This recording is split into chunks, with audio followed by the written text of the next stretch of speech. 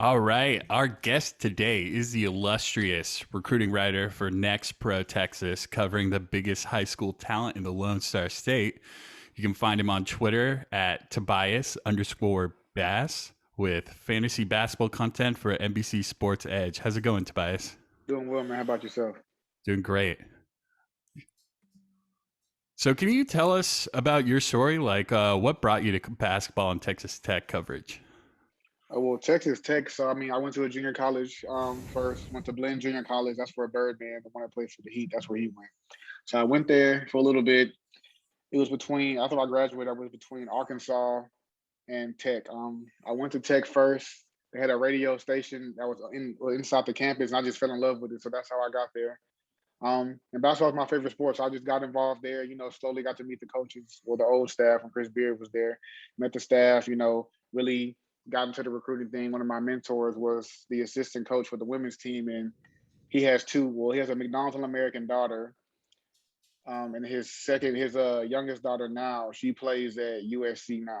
So he really was kind of pushing me, mentoring me, trying to mold me into the recruiting, to the scouting thing. And I kind of, at first, I fought it a little bit. I didn't think I wanted to do it, but he sent me to a couple of events, and then I just fell in love with it from there. And it's been a good ride so far. So, in your time at Texas Tech, obviously you got to see kind of like I guess you could say the rise of the no Yeah, middle defense and like kind of what right, Mark Adams has brought to the right. table. What do you think about the no middle defense makes it so lethal? Like, where you all are like top 10 in defense pretty much Yeah. every year. One is just the culture in which they preach it. I mean, they're comfortable with scoring 50 points. If it you see those games, the Tennessee game, for example, it's first to 50, 55 wins. They really preach on that. There'll be practices where they only do that. They just really harp on that. And if you're a guy that's not going to defend or not going to compete at a high level defensively, they just won't play you. When Chris Beard got there, my first year at Tech, 2016, that next year there was so many guys gone. Half the team was gone because they just that just wasn't something they were interested in. But it's just a big part of their identity as a team. They're just really a big defensive team, and I think what makes it interesting is because it's kind of like a magnet retracting. So they'll have, of course, you don't want your man to get by you, but they kind of almost want you to get by them in a sense because when the moment you do, someone is immediately there come to set a charge. And it's interesting, if you're a Big 12 team, you've seen this defense multiple times, and it's funny because teams they are just insisting on running over the defensive player. They just will not jump stop at all. It's actually funny to me just like to see them do because he's coming. Like you know it, but they just that's the thing. They like running over people. Despite football season being over, that's just what they want to do, and they keep running into it. So I think it's just a big strategy thing they like to do, and they just really harp on it. Yeah, I think Texas Tech is really like riding on its defense right now. I mean, this Yeah, year they're looking like I think number 2 in KenPom right now in overall yeah. defensive efficiency. But I just wanted to see where you thought they're going to finish in the Big 12, given the other good defenses. West Virginia, Iowa State, they all look good. Then you've got more two-way teams like Kansas and Baylor also. So I was just Yeah. curious where you think they're going to land and how far they might go in March. I think they'll I think they'll probably finish third. I think so. Far as far as investing in the tournament, I like their team a lot because they can play in multiple ways. So sometimes when McCullers or Terrence Shannon, he's been hurt for the most part of the year. He just came back, but if they're not making shots outside, they have Bryson Williams, who can score down low. He's a walking bucket pretty much every time you give him the ball for the most part. So the fact that they can play in multiple ways, I could. This is a team, not trying to be biased, but I could see them, catching some teams off guard because they're hard to prepare for because you can't simulate that type of defense in practice. So it's going to catch people off guard, and you know how it is. Get to the tournament, a lot of teams, their offense doesn't travel. So the fact that they can rely on something like defense to get them over the hump, they're probably going to win some games. They might win a game or two just strictly off of a low scoring defensive game. Teams just aren't ready. That's a Sweet 16 berth right there. So I can see this team getting to a Sweet 16 depending on the matchup. Yeah, I agree. I think they look really good right now. You said third in the Big 12. Who do you have Right. finishing above them, or what are the two teams you think are definitively better at this particular moment. They did just beat Baylor, but I think Baylor is better. They caught Baylor off guard. I mean, they beat them. You know, they had a couple of guys injured, but they beat that team. You know, they beat them. They played them very hard, and they ended up beating them. But I think when Baylor gets back to full health, when they have Sohan back, and they have Kenjo back, I think they're probably the best team, followed by Kansas. Then I think Tech will be third. So, like, looking at this Texas Tech team and, you know, arguably going to finish third, if not higher, like, is this what Red Raiders fans in Lubbock really thought the team was going to perform as with Chris Beard leaving, or is this kind of a surprise? Well, for me, okay, let's start. So Tech fans, they're insane. They are not like any fans that I have seen in my lifetime. They're just wild. I mean, I love them, but they are. Guns up. Yeah, yeah. You know, Tech is just, if you're not with us, you're against this type of thing. You know, I have a bunch of stories where Tech, they've just done some crazy things to opposing fans. They've, ruined games. You know, football games, they like to throw tortillas on the field. You know, that's just, they're crazy. So their expectations are always high. You know, We talking corn or flour tortillas, Tobias? whichever ones they can get. I mean, Tech, they ban tortillas anywhere around the campus. People, they sneak them in. They cut That's holes crazy. in their jeans, like in the thigh area, and they shove them up their jeans. So when the game starts, they just throw tortillas all on the field. Smuggling tortillas. So they're just going to the local store, getting some mission tortillas, and then cutting them up for pregame. If you're ever in Lubbock on a Friday night, Saturday afternoon, you go to any grocery store around campus, you will not be able to buy tortillas. There'll be very few. That's wild. They will not be in stock. They will not be in Wow, stock. I'm officially a Texas Tech fan. That is amazing. Yeah, they're but to answer your question though, I mean, their Tech fans, their expectations are always high. You know, they had a little bit their chest was puffed out. You know, our leader left, so they were a little high strung. But to be honest with you, I was not expecting this. Just me individually, I was not, because what they lost in such a short amount of time was crazy. You lose 7-8 players pretty much overnight via transfer portal, graduation, or just other various things. I wasn't expecting that, for them to bring a completely new team together in such a short notice. And keep in mind, people don't remember, they didn't even have a recruiting class. They didn't sign anybody. Jalen Tyson was their only recruit, and he switched team and went to he's back at Tech now, but he ended up committing to Texas. So for them to do that with a bunch of random guys coming in out of the lineup, and Tan Shannon was thinking about going to the draft, McCullers was thinking about transferring. What they've done is very impressive. I was not expecting this at all. Yeah, I mean, Mark Adams has often been credited as kind of like the architect of the defense, but a lot of people maybe didn't know that before maybe this year nationally. Right. So when Chris Beard left, a lot of people were on the national level were kind of like, well, Texas Tech is probably done. Like, they're not going to really do much. Obviously that wasn't true, and the sentiments were kind of overstated. What has Mark Adams changed about the program in his short time as the leader? Is there like a mentality shift?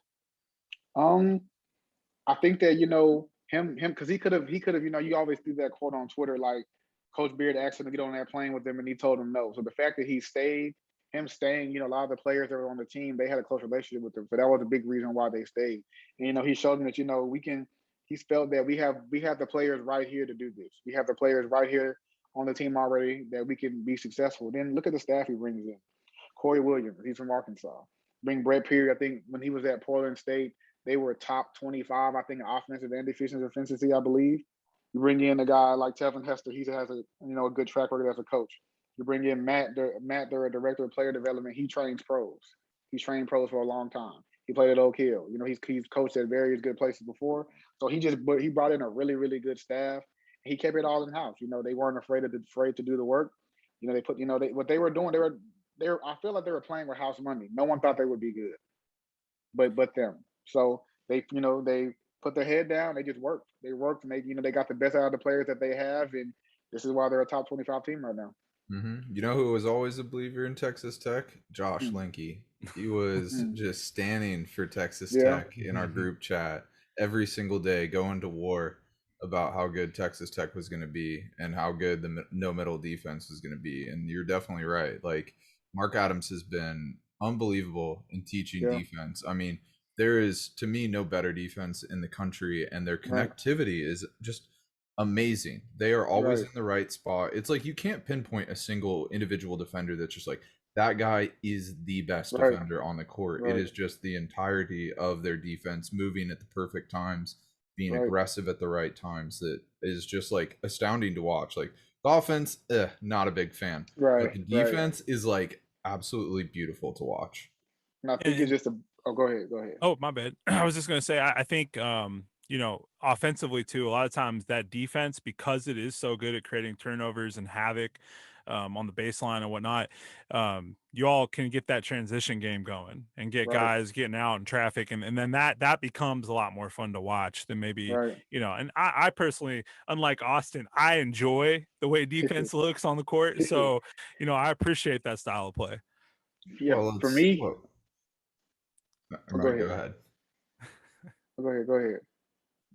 No, you're good. You're good. Okay. Yeah. But We'll have to cut around that. But okay. go Yeah. ahead. My bad. But you know, I mean, offensively, I think it's definitely it's a work in progress. I mean, but you like you said, the defense at least a good easy transition points. Like how many points do they score games just off ball steals? You know, Mhm. the little things like that, and they play so hard. You know, they're going to get offensive rebounds. And I look at Santos Silva, big dude, but you know he'll switch out there defensively. He'll hold his own. You know, he's not a stopper on the perimeter, but he'll give you effort. He can turn the ball handler a couple of times, and that him being able to do that helps a lot because sometimes in years past you look at the Virginia game when they lost. Ty Jerome sets a screen, Braxton Key, they switch. They get on Norns or Diase. He can't guard an NBA guard. He just that's my guy, but he can't do it. Switches hands, draws down, loops around corner three for a Hunter. He ties the game. Him being able to switch on a guard like that, and some of these guards are going to play in the NBA. That helps so much. That is such a big key because they switch everything. So him being able to hold his own is such an important piece. Mm-hmm. And offensively, I mean, that's going to be the key for Texas Tech making a run. You know, historically under Beard, they ran a lot of flex style offense. It was kind of slower paced. It was a lot of off ball screens. It was looking for cutters. And it seems like Mark Adams has maybe moved away from that a little bit as you've had more on ball creation with someone like Terrence Shannon or McCullough. I'm curious, like, what have you seen in the shift? And now that Shannon is like officially back and is mostly healthy, what can their offense be and what does it need to get to for them to be like a team that could get to the Elite Eight? Because they certainly have the defense to get to that level. I think, I mean, so they have a bunch of individual good scorers. So, you know, you have Shannon who can score. McCullough is a good guy. He's gotten so much better offensively. Like I'm telling you, his freshman year, I would have swore to you he would have been in the portal.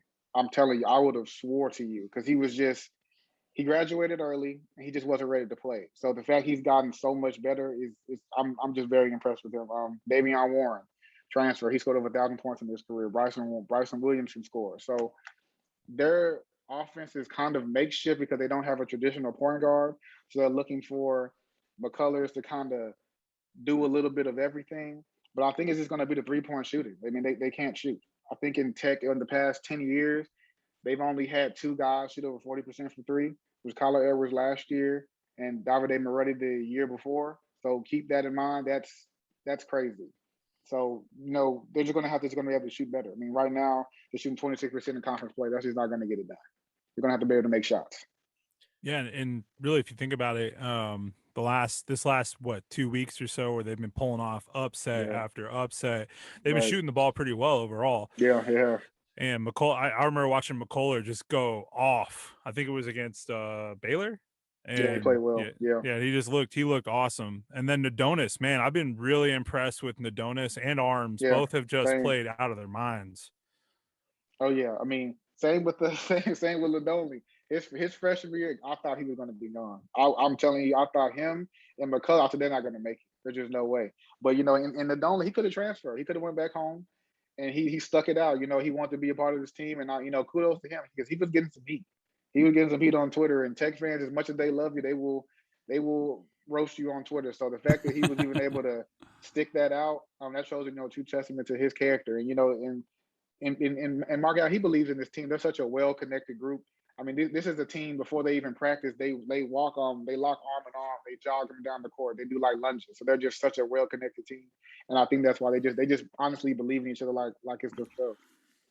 I had a quick question before we move on from the no middle, because from what I understand about it, it requires the guys to be able to recover really well, because of the way that it's played and pushing everything towards the baselines.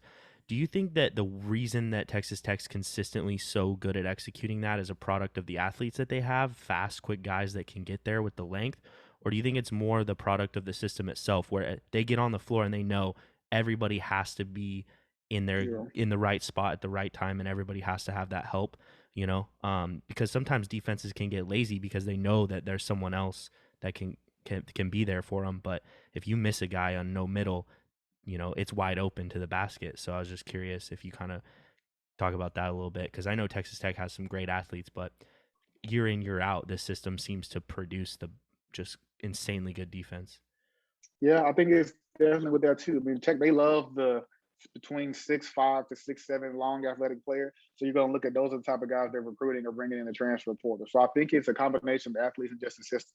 They ingrained it in their head. They'll start off the season, first practice, this defensive slide. That is what their whole identity as a program is. So they're going to make sure everyone is stepping toe with that. And if you're not like that, you're not going to play.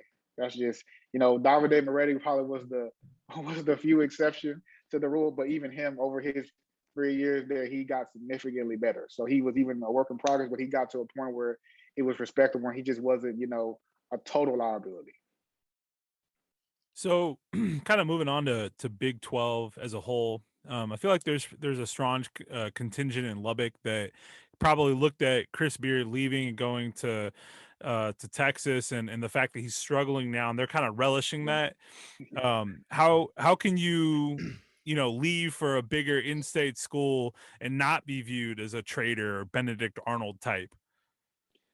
The thing for me is, I personally didn't care that he did it. He graduated from Texas. That right there alone, that makes the most sense, right? He's a graduate from Texas. That move, he was going to do that anyway. And it was a perfect time. Shaka Smart, they lose to Abilene Christian in terrible fashion. That job was available. Why? Because who knows when that job would have been open again? Who knows what coach they probably would have hired? And maybe that coach could have fixed the program. Who knows? That job might have been open for another 5, 10 plus years. So if it was time for him to go back home and he felt he made the best decision for himself, would I love for him to stay? Sure, but I get why he did it. And if I were him too, I would have done it too. I'm going home. I'm going back to my alma mater. Who doesn't want to coach for the school they went to? It's a good point. Definitely a good point, especially considering Texas is probably one of the top 2, 3 most profitable schools in the nation. Yeah, definitely. Yeah. Got those TI-80 instruments, baby. That calculator bag. Yeah, exactly. I'm wondering, with like Texas and Chris Beard's recruiting, did he make a mistake trying to do a similar approach to what he used to do at Texas Tech with the Longhorns in Austin, Texas? Is it a mistake to go after high level transfers and then be like, all right, no middle, buy in on defense, let's go? So I think one thing that held him back too with recruiting was, how it is. You guys get your recruits all the time.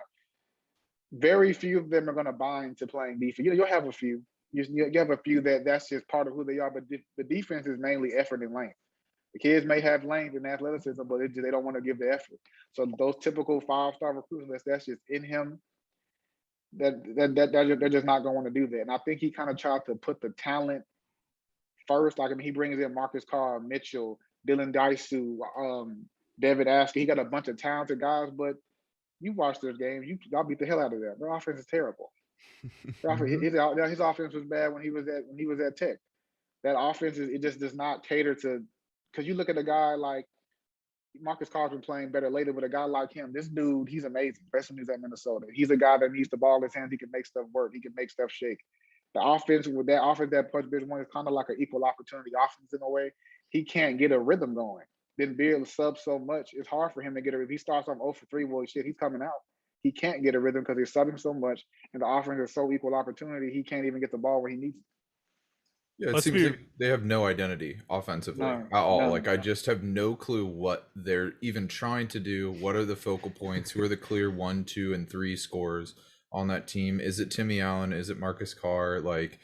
What is the kind of hierarchy that will produce good offense, and it just doesn't seem like they have that. And I don't think that's gonna come around. I don't either. I mean, I'll do this. This goes for Tech too. We've never seen a team defend their way to a national championship. The two teams that come to mind as far as being elite defensively, Baylor and Virginia, happen to be the most recent ones. They're NBA guys in those teams. Mm-hmm. I think Virginia had 5. Mm-hmm. 3 of them, I believe, got drafted. Mm-hmm. Baylor last year, you have a lottery pick, and Jared Butler's going to be in the NBA, I think, for a while. Mm-hmm. They have pros. For Tech, speaking, I mean, they may have a pro or two. Texas, they have guys that are talented to be pros, but they're not producing. And, you know, when you try to mix all those guys together, it on paper it looked good. You know, it looked really, really nice, but they're just like Austin said, they just have no identity. And it's kind of getting to the point where it's getting late in the season. That scared me.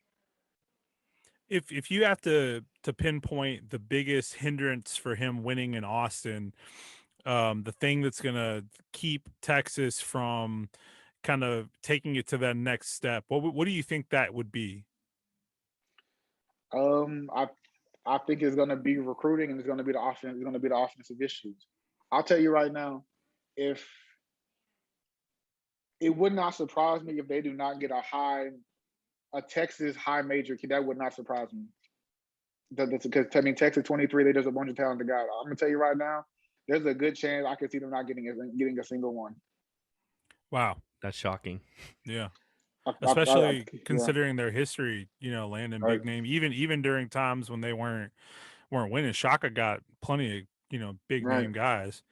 Right. Do you think that Texas has the ability to become a national power? Like, do you think if Beard can answer those questions, do you think they could be a new blood, so to speak? I think they can, but when is he going to fix the offense? I mean, we've been seeing this for how long? At what point is he going to fix it? He can't say he doesn't have a staff. His staff's amazing. Like, at the end of the day, he has a great staff. He has good players. It's just that he has to put a system in place. And I mean, he's a good coach, don't get me wrong, but good coaches, they cater their system to their players, not the other way around. You can't make your players force and get into that's not how this works. And next year he's getting Ontario Morris. He's one of the more electrifying guards in the country. He can't play an offense like that and not be good. No, he won't. He can't do that. He's gonna have to cater the offense the type of player that he is. That's a good point. So moving on to kind of the rest of the Big 12, Baylor has kind of gone through an emotional roller coaster since the end of last season. They won the title in April. Yeah. They lost, Davion Mitchell, Jared Butler, Mark Vital, lots of really important players to that team.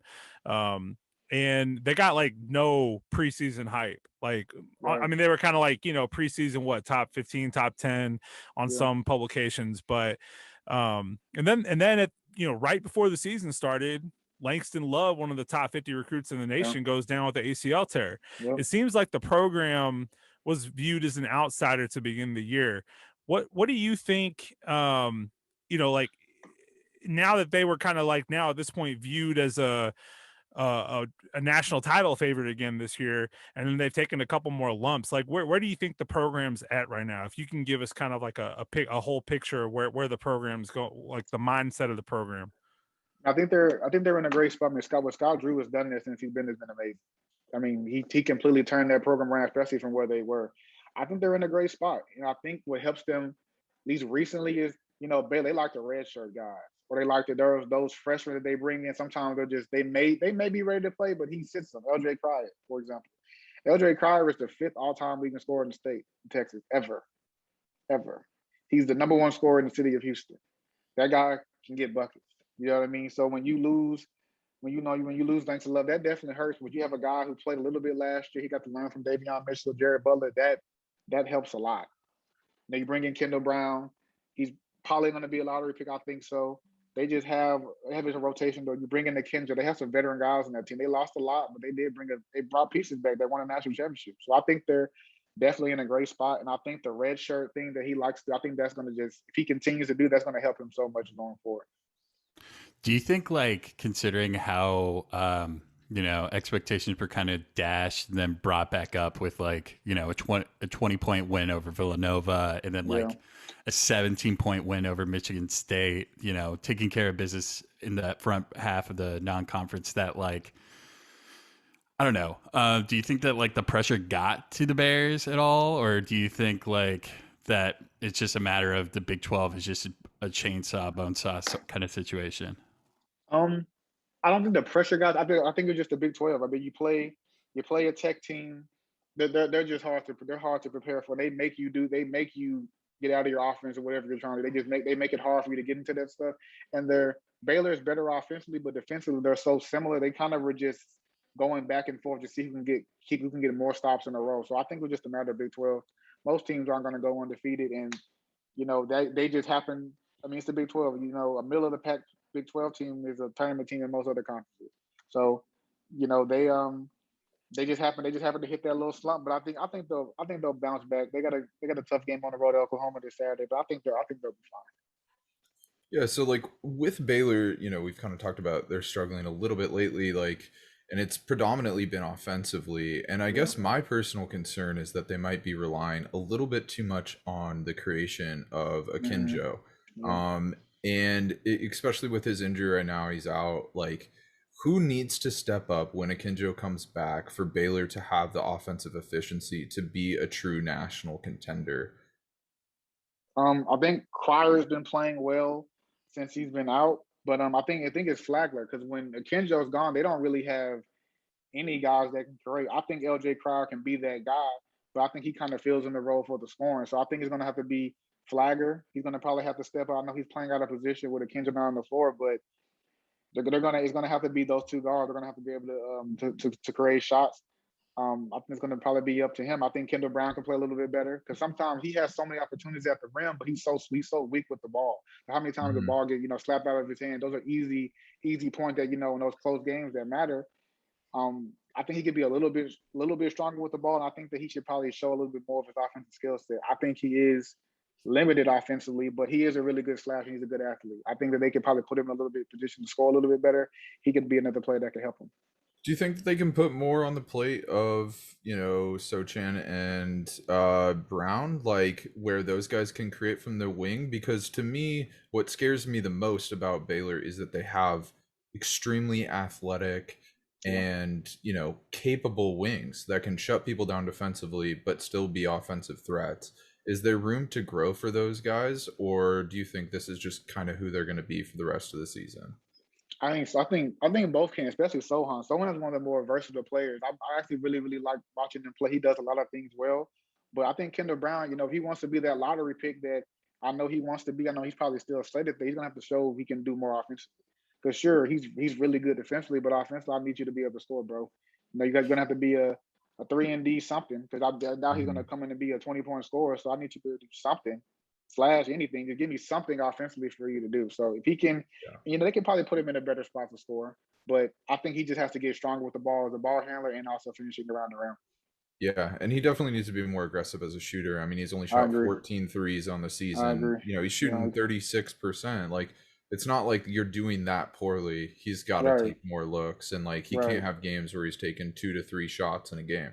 Like, Right. for Baylor to be elite, he's got to be in that like 7 to 8 shots a game and Yeah. shooting 1 or 2 threes for sure. Definitely. And Definitely. The other team that has been struggling a little bit, Texas Tech just got him, is Kansas. Kansas seems to have again another bit of a offensive identity issue, even though they have this efficient offense. To me, anytime that you are centering your offense around a big like David McCormick, who's just Yeah. not that efficient, that Right. can't pass well, I just can't really buy you as a true national title contender. And when you have wings like Abaji and Brown, who are just like clearly their most efficient and best offensive options, I'm curious if you think that Self is going to continue with and kind of be stubborn in this offensive identity, which is centered around McCormick, or if he's going to switch things and move towards Ochai and Christian Brown, like initiating the offense, having them have higher possession percentage. McCormick leads Kansas right now, which is Yeah. insane to me. Will he stick with that traditional approach, or do you think he'll move on and Kansas can become like a legit, national title contender, and make the Final Four? I think they can be. What's hurting them is point guard play. Look at the point guards he's had in the last decade. Tyshawn Taylor, NBA. Devin Dotson was really, really good. Frank Mason, I think he won Player of the Year. Devontae Graham's an NBA player. They thought Remy Martin would be that, but he just hasn't. He's battling some injuries, but he just hasn't been good. That's his period. He just hasn't not been the guy that they thought. And Harris Jr., although I like him, he's not a offensive guy. You know, he's a good passer. He plays hard, but he's used to getting, let's face it, 20 points a game, roughly 17 a game from his point guards. So the fact that, you know, Abaji, I think he's a good player. Brown and Wilson are really good players. They're missing something, and it's the point guard role. And I agree with you, David McCormick. He just hasn't been that good. Look at they've been recruited. They brought in 3 power forwards in the center this year. They have another one coming in next year. They're trying to see if they can get back to having that dominant force like they had with Udoka. They missed that immovable object, and they've been recruiting guys like that to get back to that point. But I like their team. But they're not going to get better results from the point guard. But I don't see them being a Final Four team. And with Remy, like, what do you think it is? Is it simply opponents saw enough of his tape with Arizona State for him to be less effective? He's basically playing the same kind of ball that he did with the Sun Devils. Do you think that's like what Self should have expected? Is he not using him correctly? I don't. I kind of maybe it's just because of Arizona State. He was definitely their best player, so he was just having to rely on everything. Here, that's not the case. He has to, you know, get the ball to other guys that are on the perimeter are just better than him. So maybe that's what it is. He's playing a little bit out of position. I mean, he averaged 2.8 assists, no, 3.7 assists last year. I think he's just playing a little bit out of position. He's not used to playing with this many talented guys on the wing around him. So maybe that's what it is. He's battling a little bit of injury, and Bill Self's hard to play for. He's just a tough guy to play for, and he demands so much from that position because what he's had before. So, you know, he's coming off the bench for a reason. I'm sure he did want to start him, but he's just not living up to expectation at this moment. Yeah, I wanted to kind of get past the current Big 12 and look at what it's going to look like in a couple years, because we know there's all this movement that's about to happen. We had quite the dust up with the BYU fans before the Zags BYU game, where they were kind of like, well, who cares what the next couple matchups with the Zags are like, because we're actually leaving and we're going to go have fun in the Power Conference. Do you think BYU has a program right now that can finish in the top of the Big 12? I mean, that seems to be what their fan base is expecting. Do you expect that as well? Do you see them having a recruiting profile that's going to be able to live up to that? Or how do you think they're going to kind of come when they slide in? Where are they going to be at? And they started off nicely with getting Colin Chandler. I think Colin Chandler is really, really good. Big fan of his game.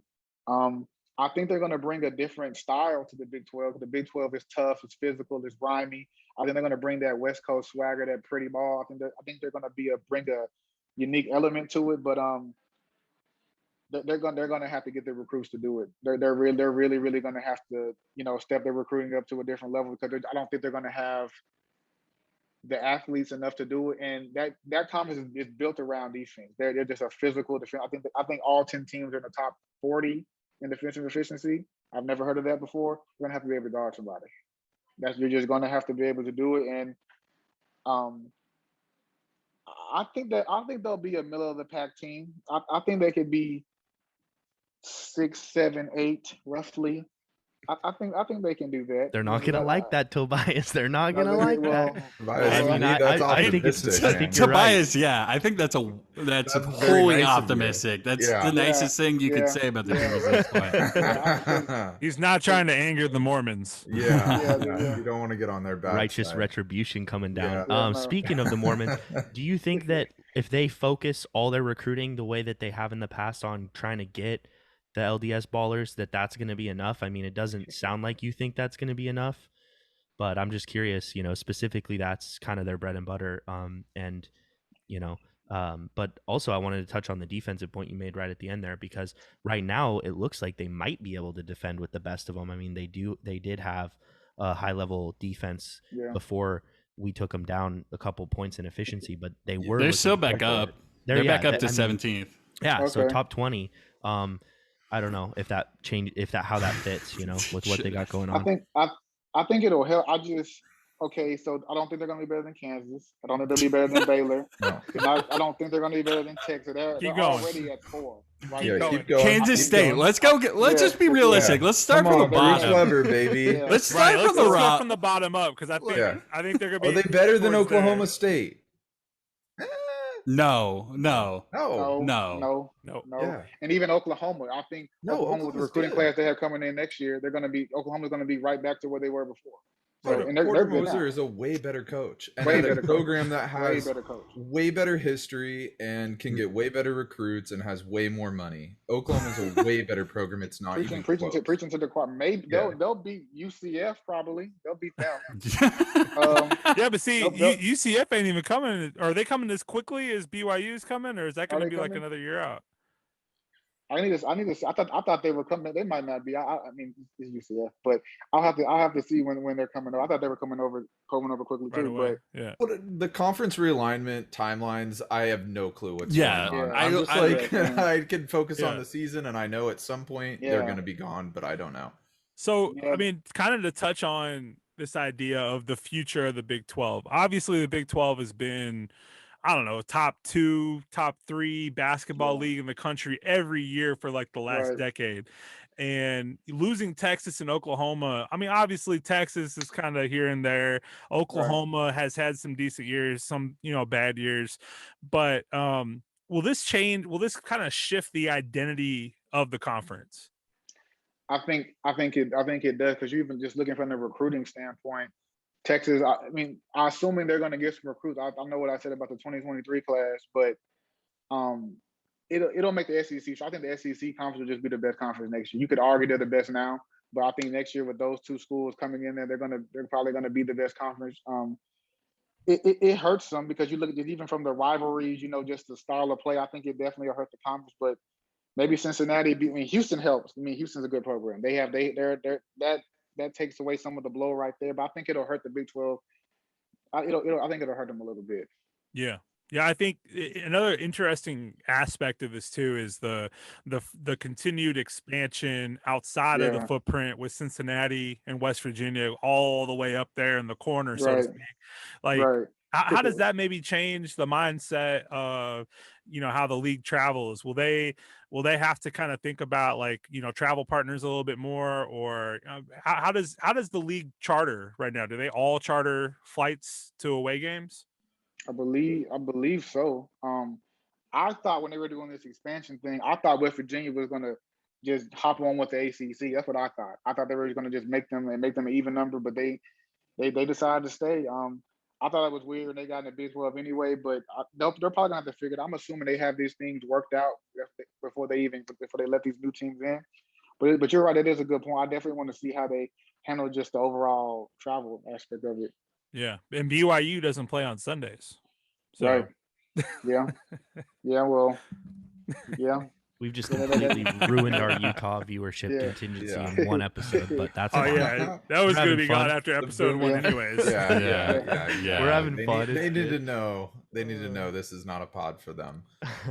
So, kind of to switch gears, getting towards recruiting.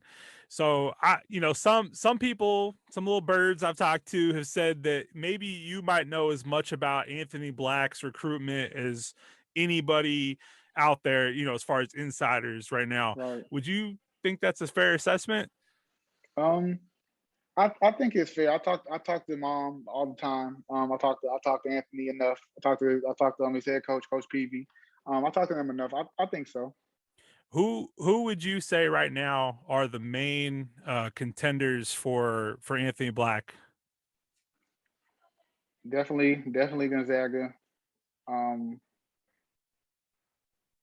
Georgia's in there for God knows what reason. So you didn't hear that from me. Despite Tom Crean. Tom Crean produces #1 picks, Come on. The factory.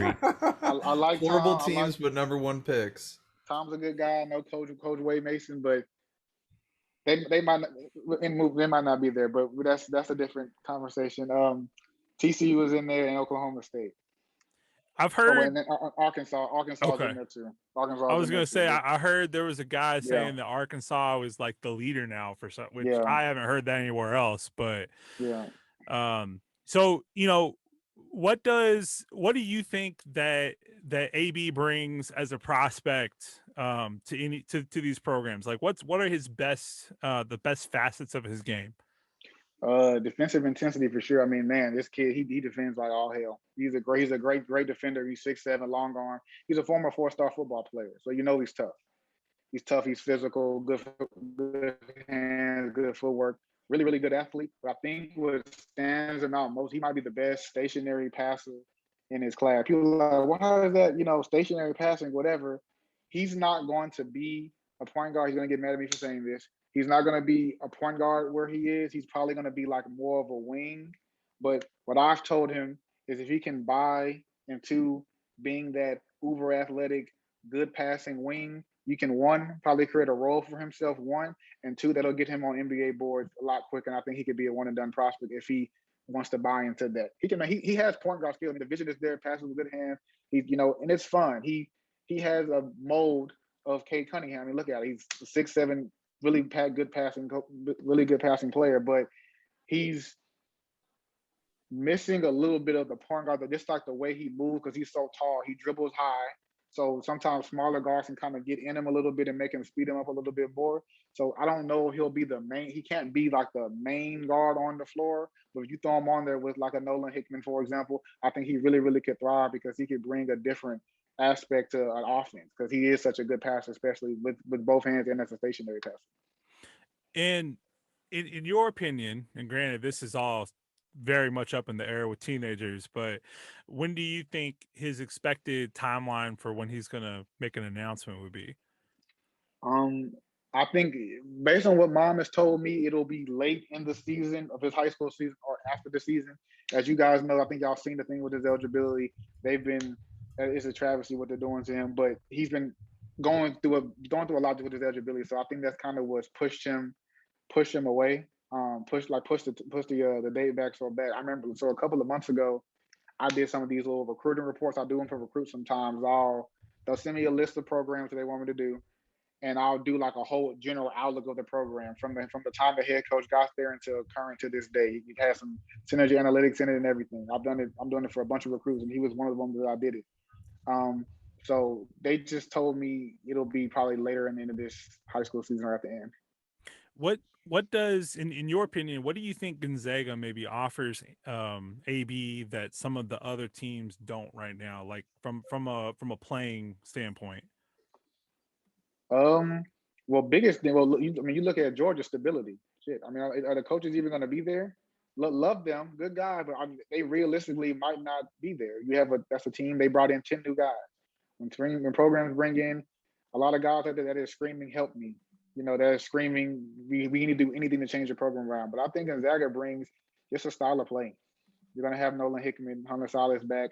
You have the big center you guys signed from Illinois. I like him too.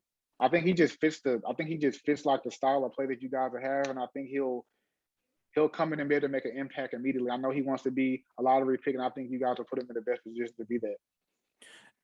If you had to pinpoint something that, from a negative standpoint, something that might make him a little hesitant to come out to Spokane, what might be the biggest issue or sticking point that could be there? What is his ball handling responsibilities going to be? Because I'm assuming Hickman comes back. I know he really, really wants to be a point guard. Like he said that in multiple interviews. I'm a point guard. He really wants to do that, and he can handle the ball. I just think that majority of that he just may have to be off the ball because I'm assuming you guys will probably add another grad transfer guard that'll hurt as far as him handling it. So I just think it just has to be. He just has to buy into. He's gonna have to just buy into that, and it's okay. A lot of teams are running these multi-guard lineups, and they're cool. They're sexy. Everyone likes them. They're fun. So I think once he buys into that, he may not be the dominant ball handler, but he still can be a pro in that unique role. That may give him some pushback, but I think that if you guys can show him this is the way, this is what you can do, I think he'll be fine. I think you summed him up perfectly. I mean, I love his game, like his ability to dribble drive and just break through and get to the bucket. Like that type of ability in March is so freaking important. Huge. And like I could see him playing a huge role next year and maybe in the year after definitely. for Gonzaga in March. Definitely. Absolutely. I mean, wing secondary like initiators of an offense is what wins you national championships. Like it's great point guard play, and then someone else that can be tall enough that's in that 6'6" to 6'8" range that can create for themselves and others out of the pick and roll. That is like where the game is moving, and that's the biggest thing. And it's what NBA teams want too, right? Absolutely. Like that's absolutely the caliber of player that an NBA team is looking for. There's another guy that's on the New Bloods radar right now. So I'm wondering if you can talk a little bit about the point guard out of Sunrise Christian, Leighton Blocker. Yeah. Cool. Yeah. Oh yeah, that's my guy. I talk to his dad. I talk to his dad every day. No, those are my guys right there. They don't know when he's a 2023. He has plenty of time. He'll probably go through this. This summer and just wait it out, see what happens, and probably go on a couple of visits. I think he'll probably start visiting places after whenever the season ends. But they're just taking it one day at a time. I couldn't give you because they don't know. They couldn't give you a sure time when they'll commit, but I think he will start going on visits whenever their season does end. Yeah, like looking at his 247 rating and everything, he's like a 95 composite and then ranked 34th nationally. Can you talk a little bit about like the disparity in that, like why he would be like ranked in like such a drastic way? Well, so he just debuted on ESPN's top 100 yesterday. When the ranking came out a couple of months ago, he wasn't on there. So I think that's why you can see where the gap was on there. So that's really what it is. I know he really, really wants to touch that 5-star status. His dad is really, really, really wants him to get there. I think that he has the opportunity to do so, but that's why. Where would you kind of have him slotted? Like if you were going to compare Blocker to, a certain level of recruit that Gonzaga's gotten, is this, a Jalen Suggs level recruit, or is this more in the Dom Harris, Julian Strother kind of level of recruit that Gonzaga's going after? I think he can be like Suggs. I think Suggs is gonna be. Suggs just had pop, like he just brought that extra, that like gear. Leighton, he's a big time athlete. He's a point guard. He's a big time athlete. I think he can score the ball a little bit. I think he'll probably shoot it maybe a little bit better than Suggs. I don't know if he'll have that pop like Suggs. But I think he'll be a good player. I think he'll be a pro. I don't think he'll be a one and done or anything like that. But I think he can be a 2-and-done type of guard. Okay. Cool. Yeah. Perfect. I'll see. Take it. Yeah. Yeah. I would love a professional caliber basketball player for multiple years.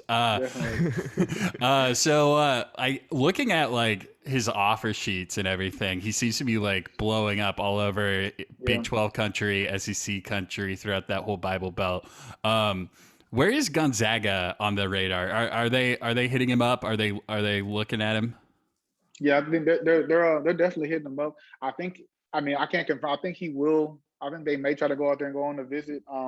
I know Baylor's been on him heavy though. I know Baylor and Memphis are like really, really, really like hitting him up a lot. So I think that'll probably be Gonzaga's biggest competition. Will probably be those two schools, particularly in this top, I believe 7 it was. But Gonzaga's definitely heavily in the mix. His dad really, really likes Gonzaga, so I think they're definitely in the mix as well. But I know Baylor and Memphis are probably hitting him up the most right now. God knows Memphis needs a point guard, so yeah. I wouldn't. If I were them, I would not. Memphis would probably not be the spot for. I don't trust Penny to develop point guard. He just hasn't done it. It's just sad because he played point guard, but he just hasn't proven he can develop that position yet. Yeah. Would you say, as far as his recruitment is concerned for 2023, obviously Jared McCain's kind of like one of our priority recruits right now. Would you say McCain and his commitment would affect maybe our status with Blocker going forward, depending upon how his visits go and things like that? I think it could, but I could. They could play together though. I could. They could definitely play together. I think what it would be is obviously McCain. Would there be another guard maybe somewhere that could be the grad transfer thing?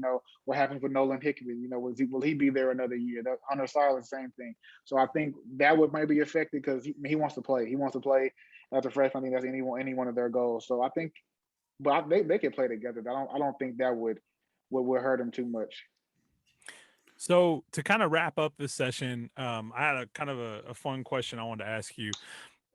During his time in Texas, do you have any fun recruiting anecdotes about Drew Timme?